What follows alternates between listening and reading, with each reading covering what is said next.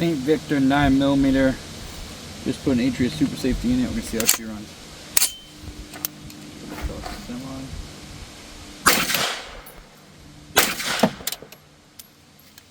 Super safe. Alright, I've added the suppressor and we've put 10 rounds of Magtech subsonic in here. Let's see how it runs. Suppress. Buffer spring. See how she functions now. 9. In theory, this should. Yeah, empty the mag. So it just needs a heavier buffer weight. Alright, let's try one more time with a heavier buffer spring. See if we can't get this thing to cycle full 10 rounds. Yep, full 10 rounds. Look at that.